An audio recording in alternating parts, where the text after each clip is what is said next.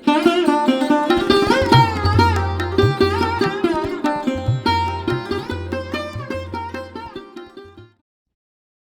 हम सुनेंगे पंचतंत्र की कहानी अपरिचित शरणागत मेरी यानी तृप्ति मालू की आवाज में।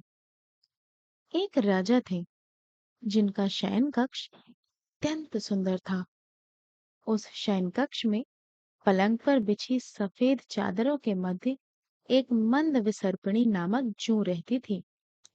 वह राजा का रक्त चूसकर आराम से अपना जीवन यापन कर रही थी।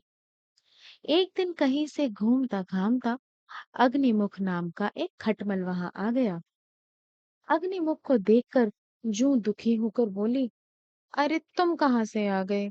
यहाँ आना अच्छा नहीं होगा। इससे पहले कि कोई तुमको देखे, तुम यहाँ से शीघ्र भाग जाओ। घर आए मेहमान के लिए ऐसा कहना उचित नहीं है।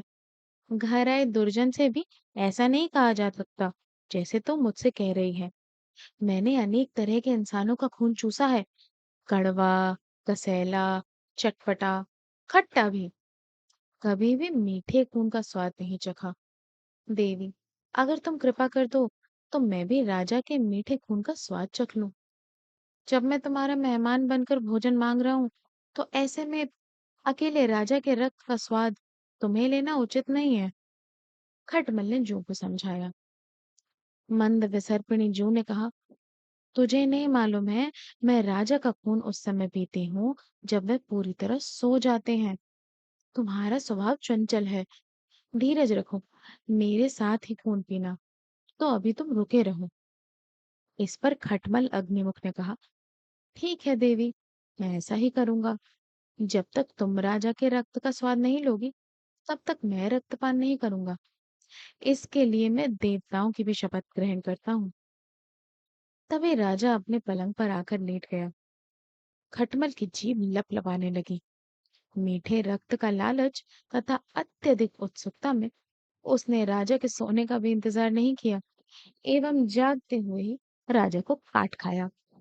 राजा को सुई की नोक चुभने का अनुभव हुआ तो राजा पलंग छोड़कर उठ बैठे और बोले, पलंग की इस चादर में या तो खटमल है या जूं छुपे हुए हैं जिसने अभी मुझे काटा है।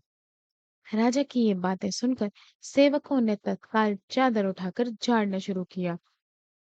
इसी बीच खटमल ने तुरंत पलंग के किसी भाग में छुप गया।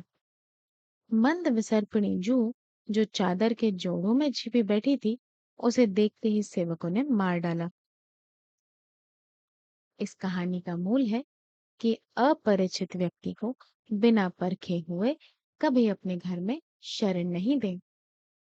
यह थी पंचतंत्र की कहानी अपरिचित शरणागत, मेरी यानी तृप्ति मालू की आवाज में।